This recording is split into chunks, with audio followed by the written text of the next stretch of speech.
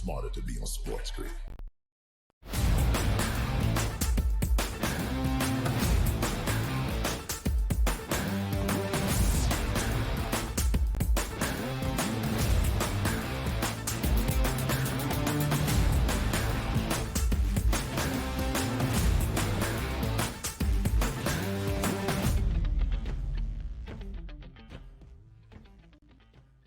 Hour number 3 officially underway, and we got an action-packed hour for you. The coach, James Young, will join us to break down even more college basketball in this. Clinging at 84% pick and roll. Spot-up shooting. Cam Spencer, 95th percentile. Alex Karaban, 83rd percentile. My best bet, UConn team total over. I think they got too much offensively that's going to be able to take out San Diego State. Yeah, that's what we were talking about earlier, Coach, about, listen, some of these games, if you like the winner, look at the team totals instead of the full game. It is the only double-digit spread on the board. You do have kind of a pick-em game here now, though, Coach, with Illinois taking on Iowa State. This is an old-fashioned, is offense more important at this point, or is defense? Because that will be your winner here. I just think too much offense for Illinois. They've got guys that can create their own shot, so you can be as good as you want defensively, Iowa State. You still can't. You still got to score, and Illinois can do that. And that's the crazy thing. If you look at it, Joe, as amazing as defensively Iowa State has been all year, they haven't seen an offense like this. I mean, they really have not. With the way Terrence Shannon Jr. is playing, they're in the 96th percentile in offense. If you start digging into deeper what they do, spot up, 62nd percentile, transition, 93rd percentile, and then pick and roll, 98th percentile, and here's a big one, 95th percentile in isolation basketball. And to me, that is key, because when you have a team that's going to be so well scouted, like TJ will have Iowa State defensively, have them ready, it's about shot creation, right, by your guards. Well, who's the best guard on the floor? Right? It's obviously Shannon Jr. But don't sleep on Domask. I think this kid is fantastic. He's kind of like a junkyard dog. He's a little bit of everything. I have Illinois going to the Elite Eight from the beginning of the tournament because I thought if Brad Underwood could shore up his defense, which it has, this is a big spot. I like Illinois plus the points to win tomorrow night.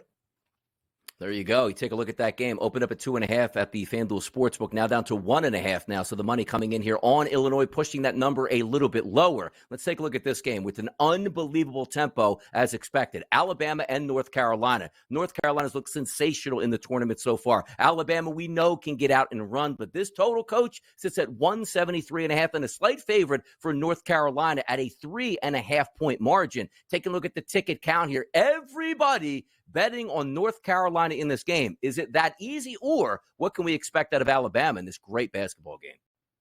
Well, guys, this is where I think Alabama may run into trouble, even though I think this is going to be a fantastic game. It's going to be their ability to get stops, 28th percentile defensively. They don't get stops. North Carolina, folks, is actually kind of balanced.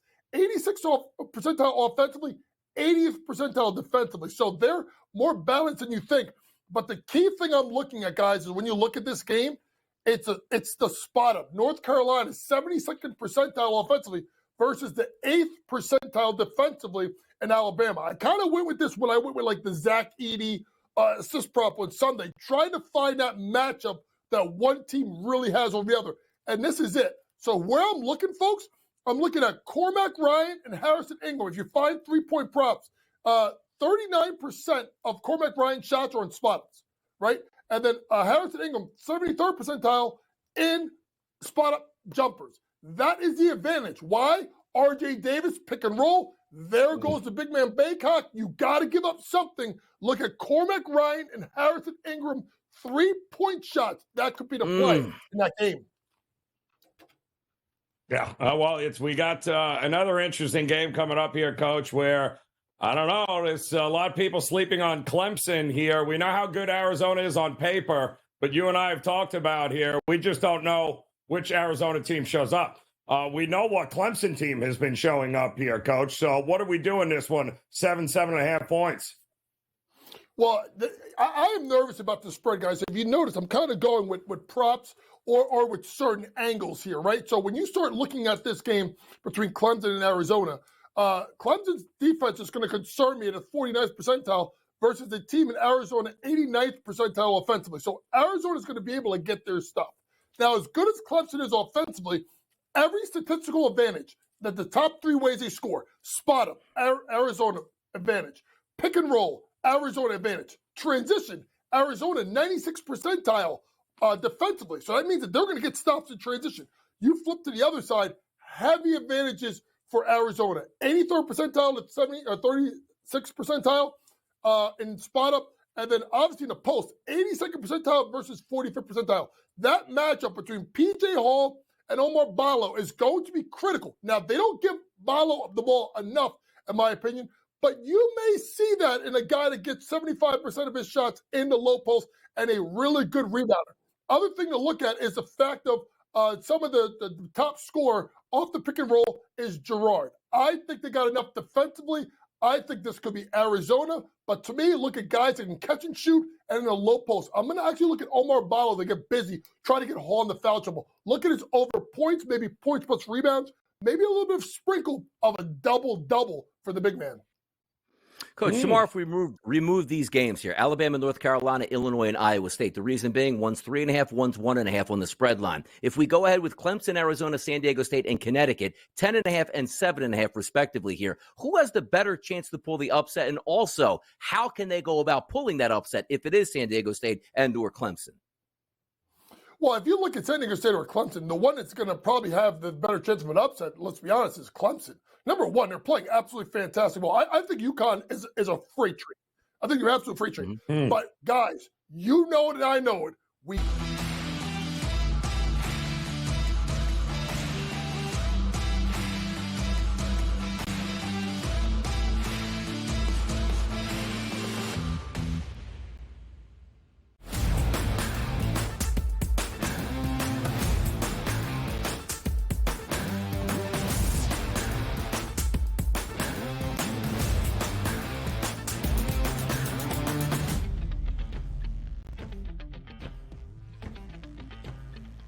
Get ready, people. When you wake up tomorrow morning, a new Major League Baseball season will be on the horizon. Even if you believe that Major League Baseball opened up last week, it really did. It opens up tomorrow, people. So get with the program. I'm Donnie Rightside. He is Joe Ranieri. And now we bring on our resident Major League Baseball insider, Craig Mish, to the program. How excited are we, Craig? Baseball across the landscape tomorrow.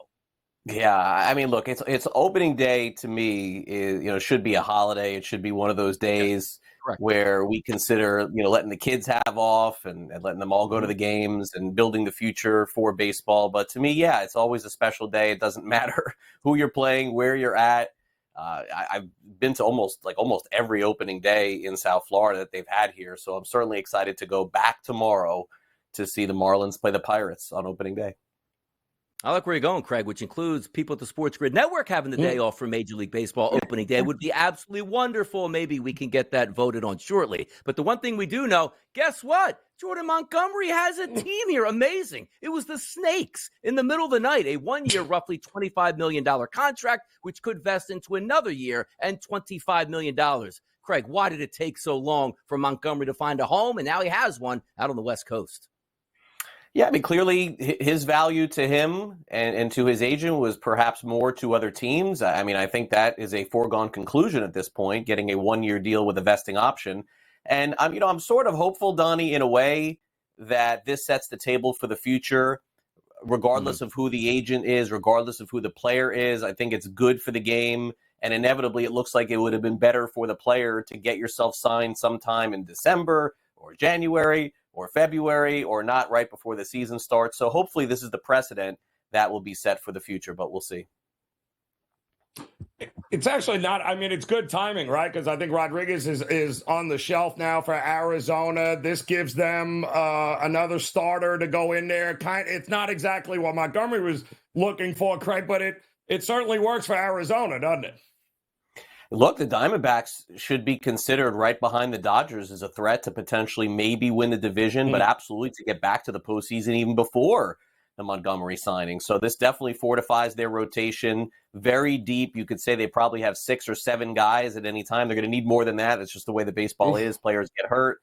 But Montgomery from the left side, I would think, adds to the rotation. Whether or not he'll be ready, early April, late April remains to be seen. But the bottom line is the Diamondbacks have postseason aspirations with those moves that they made.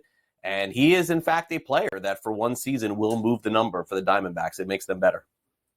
Yeah, fantastic division, the NL West. And by the way, both of those Boras clients signing late, placing them out in the NL West, one with the San Francisco Giants. And now, as we see here, obviously moving forward, one of those going to be placed with the Arizona Diamondbacks. But tomorrow is opening day, which every Major League Baseball team has aspirations of at least making the playoffs. That probably will be doused by week number 2 of the season. But one of those divisions that we expect to be heating up is the AL East. It's the Yankees right now at a plus 165 price, followed by the Baltimore Orioles at a 2-1 price, and the Toronto Blue Jays at 380, and even the Rays at a 5-1 before you hit that cutoff of the Boston Red Sox at 19-1. Focus there on the Baltimore Orioles win total at 89.5. They were a fantastic ball club last year, and maybe it was so simple here, Craig. Just move out the left field bleachers here, make it a little bit harder to hit home runs, and they competed much, much better at home. Talk to us about moving forward with the Orioles this year in the AL East. Yeah, well, look, they were my pick last year, so that came through. I'm hopeful again that happens. We'll have their president of baseball operations, vice president, Mike Elias, joining us here on SportsGrid today at 11:40 Eastern, so we'll talk more about them. But Donnie, they're stacked from top to bottom. I think they finally put their toe in the water with the pitching. It took a long time, but they're finally there. They got Corbin Burns, so now once every 5 days, they have a guy that they know could be a fortified ace. I think they'll probably add at the trade deadline too. And I think that they are the clear favorite to me to win the division. I don't care what that Yankees number is. And I know I'm sure you guys have seen some of these projection systems that have the Yankees winning like 70-something games. By the way, I don't think that's too far off. I think there's a chance that happens. I like the Orioles. I like the Rays. I like the Jays. I think all 3 of those teams have a chance to make the postseason this year. And if that hasn't made it clear where I am on the Yankees, I think I just made it.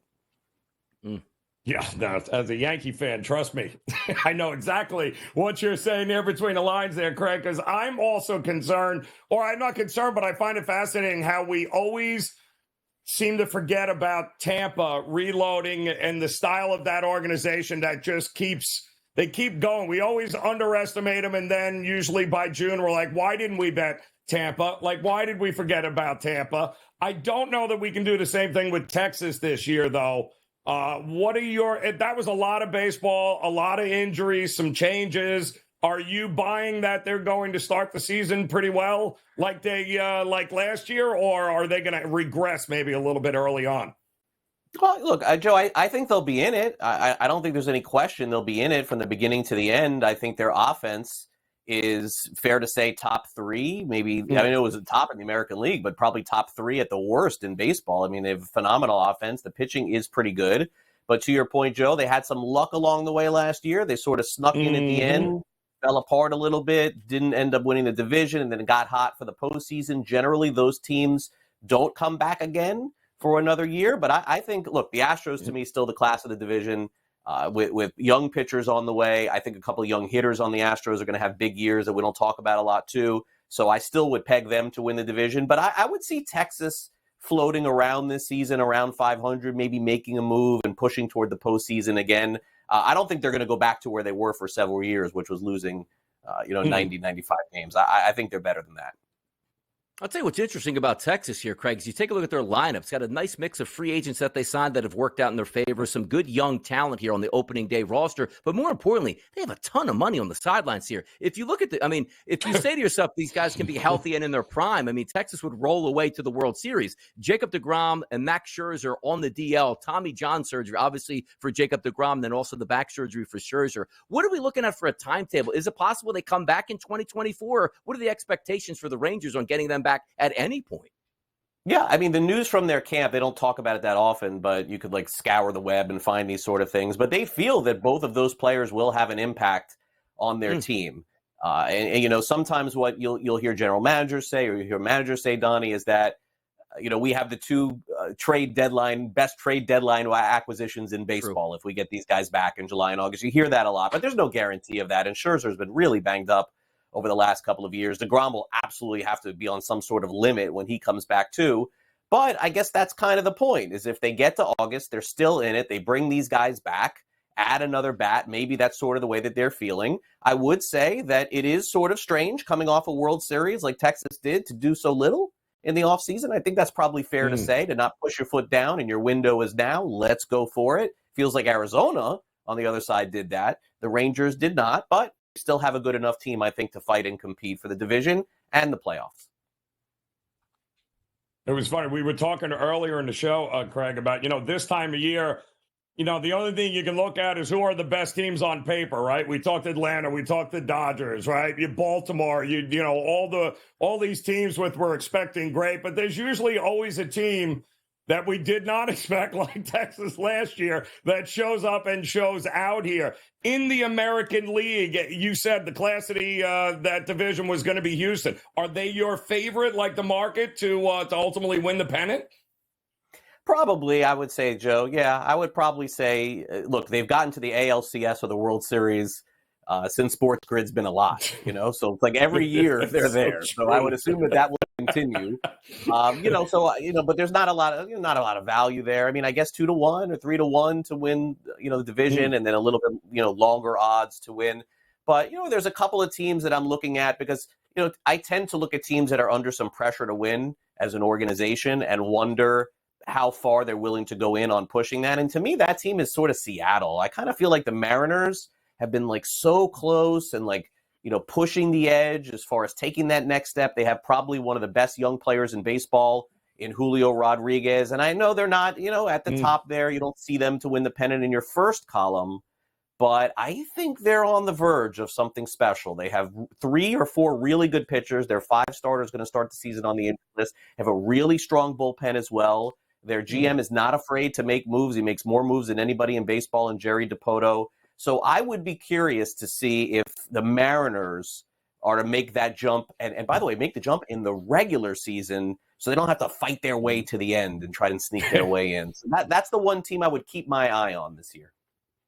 Let's have some fun with this segment here, Craig. And again, like Major League Baseball season really gets fired up tomorrow, and you are a wanted man all throughout the process here. We need your inside information. How does your opening day go? What does it look like? Do you arrive extra early at the ballpark? Do you stay late? How does it go for you tomorrow?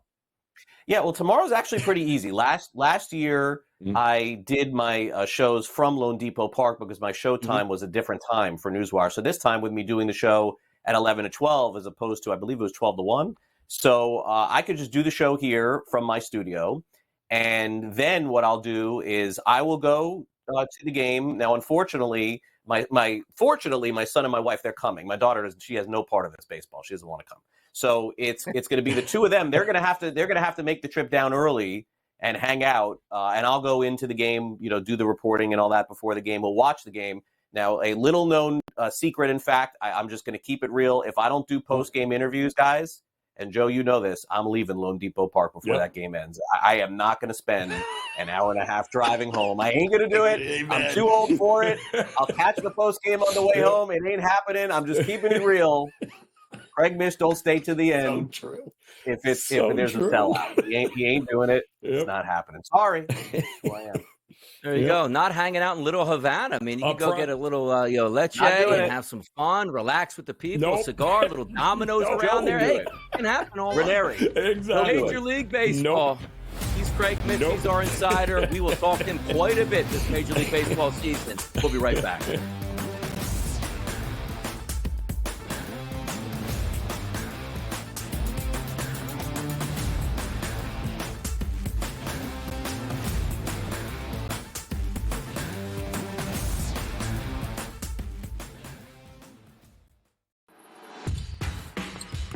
Michigan State looked good. We were like, oh my gosh, I mean, Sparta to win the title. North Carolina beat a team who's barely beaten any good.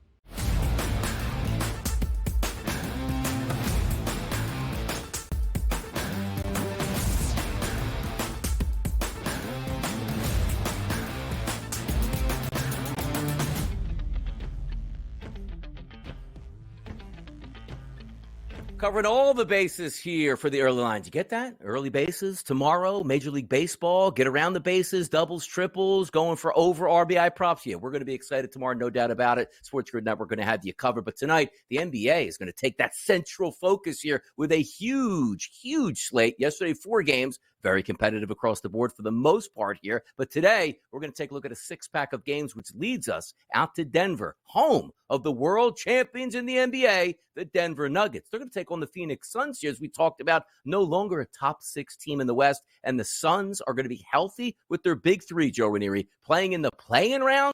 Make it make some sense here. Look at these numbers. 226 on the total, but a 7.5-point favorite here for those Denver Nuggets, which is up on the overnight line of 5 here. Can the Suns, if the Suns show up with the big 3 getting 7.5, you got to take them, right? Or maybe not.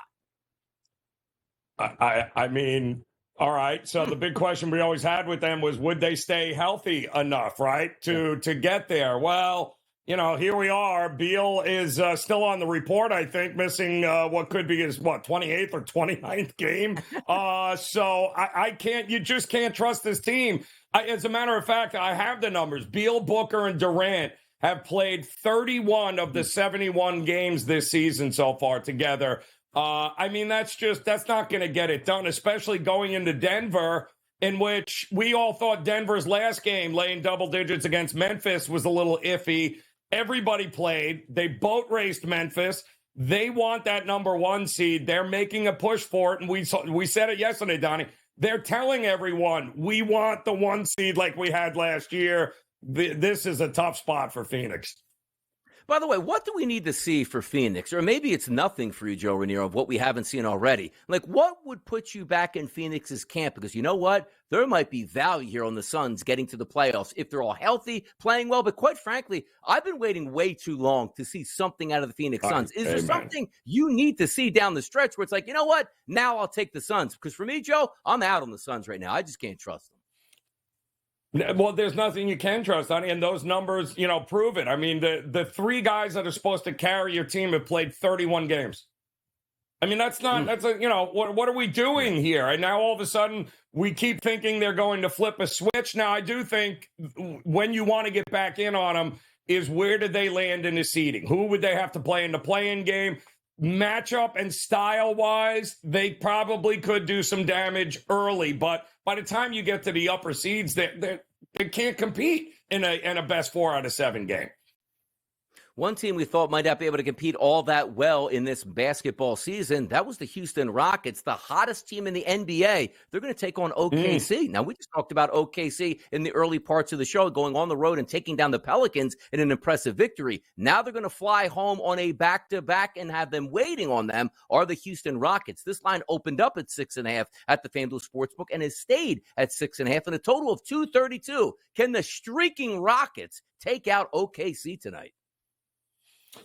Well, they certainly could. I mean, that 6 number is pretty impressive here, and we have seen them, I believe, in the past, Donnie, go toe-to-toe in some games here when they weren't in nearly as good a form as they are right now. Listen, they're playing defense. They're going up-tempo. I think the best way to look at this game, Donnie, is expect points. Ime Udoka there has gone up-tempo without Sengun in the lineup. They have no problem scoring, and more scoring. We know OKC, they're not going to have, and even on the second of a back-to-back, they're still going to be able to get some points here. If you think Houston's got enough defense to slow them down on the second of a back-to-back, take the 6. But I think looking at the over is not a bad option here in this one.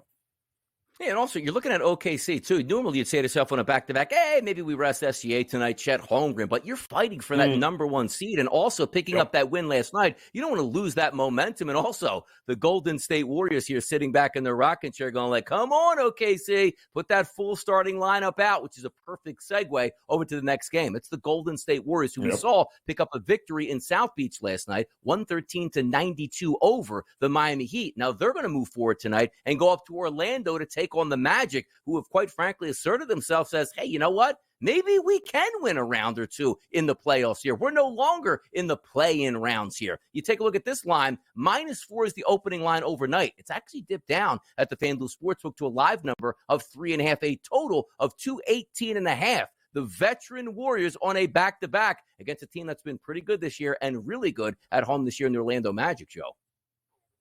Yeah, so I think it's important always to make sure that you, especially now, Donnie, know who's playing here for Golden State, right? Yeah. Second of a back-to-back. Klay Thompson was really, really good last night. Can he put back-to-back efforts together here? I mean, you're talking about an Orlando Magic team, Donnie, that has excelled at home, one of the best, I believe, ATS records at home. They are extremely difficult, way more difficult than what they just saw last night against Miami because they have more size and athleticism there. This is a tough spot for the Warriors. I'm a little surprised the market's moving towards Golden State here because I do think ultimately maybe one of the staff, somebody's sitting in this game for the Warriors. I'm almost positive of that.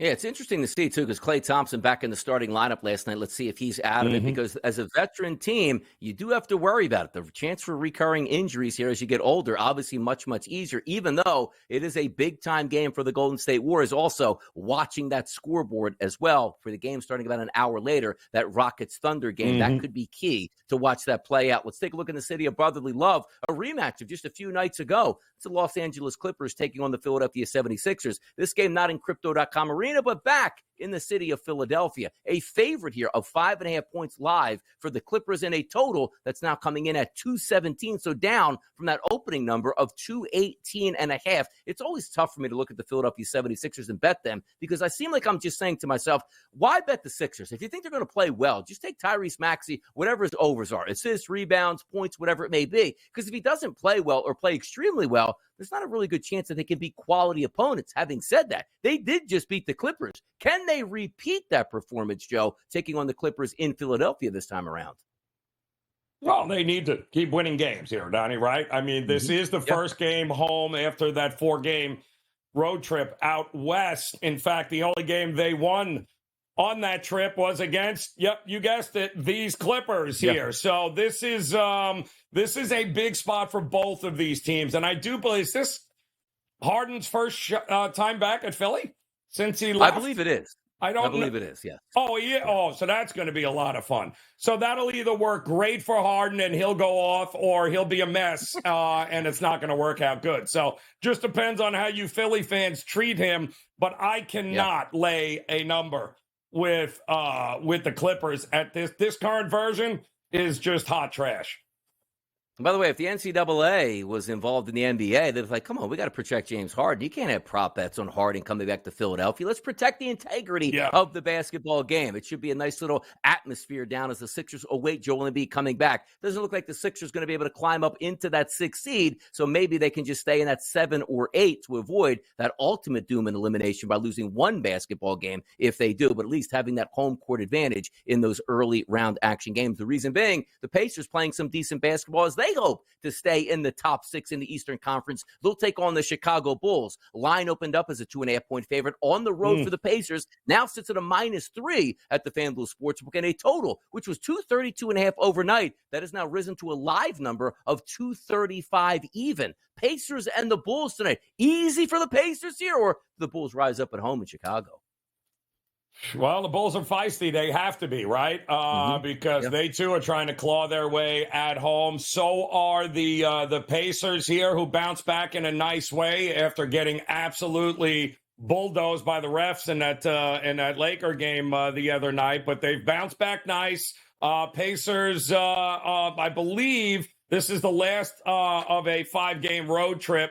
They are 3-1 on this road trip here. So I think the Pacers are not a bad look here. Don't trust Chicago to have enough scoring down the stretch. I do trust Indiana to have that. So, yeah, definitely give me the Pacers. All right, let's get the look at the next game here. One team is trying to hang on to improve their seeding. That's the New York Knicks. One team, the Toronto Raptors, the bottom has just completely fallen out, and who knows if they're going to win a game the rest of the way. As I'm looking at the standings, 0-10 in their last 10, but an 11-game overall losing streak. The Knicks still coming in shorthanded. This line opened up at the FanDuel Sportsbook, Joe, at a -9. It now sits at close to 2 touchdowns at 13.5 and a total that's listed now at 212. Oh, my goodness. I don't know where the Raptors have gone on this season, but can we lay almost 14 points on the road with the Knicks? Well, I mean, we just laid 17 the other night, right? It didn't stop the Knicks. Everyone was going, how do we lay 17? Well, you lay 17 because they're absolutely shooting the lights out. I mean, DiVincenzo is out of his mind right now. He made, 11 3-pointers on Monday? Yeah. Dropped 40 against Detroit.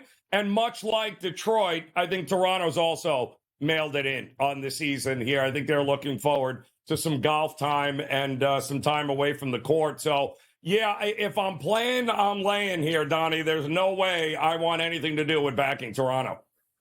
Yeah, a little bit of time for some more NBA action tonight. 8 o'clock, an interesting one. We saw the Lakers last night go up to Milwaukee, struggle in the first quarter, about to get blown out and absolutely recover. Not enough to cover the spread, but actually win the game outright against the Bucks. They jump on a plane and head down to Memphis, who we know isn't a great basketball team. That's a 5-point line that we saw overnight as a favorite towards the Lakers. That's now down to 3.5 here at the FanDuel Sportsbook, and a price point here on the total up from 217 to 222. We know the Lakers need to win basketball games. They held LeBron James out yesterday and played Anthony Davis. I'm going to tell you one thing. The surprise would be Anthony Davis after playing 50-plus minutes last night on a back-to-back taking the court tonight. But does that mean in your eyes they're still a favorite? Is LeBron back on the court tonight? I think he is, but, the Lakers never led in that game until overtime. That was it. I mean, that was the only time they had trailed the entire game. That's a lot of energy and effort. D'Angelo Russell was huge there in that game. Now you're asking him to go on the road here on the second of a back-to-back and lay points against a Memphis squad who's gotten a little healthier, but they certainly haven't thrown in their towel in the season, and they're better at home. I don't trust the Lakers unless the refs are involved. Laying points in this spot, it would only be Memphis for me.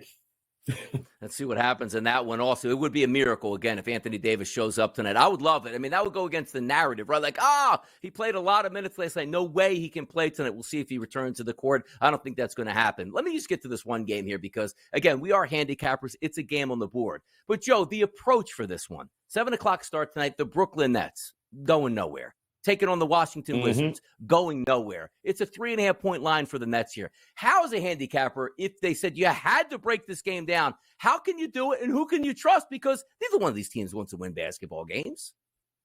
No, not. So what I would do is I'd take a blindfold and I'd put up the logo on the wall of each team. I'd spin myself around 20 times, and whoever I crashed into is who I'd bet, because you got just as good a chance of figuring it out that way than actually looking and trying to handicap these two trash ones. Yeah, that's actually not a bad idea.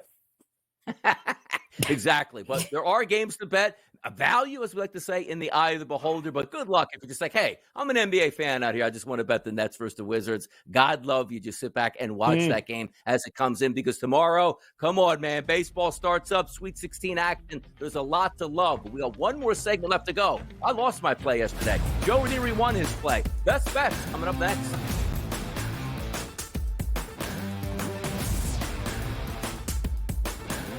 Thursday, which is opening day in Major League Baseball. Joe Ranieri, what a pro this week. Unbelievable job. Get some rest. But for everybody else in the early line, we will see you tomorrow, bright and early.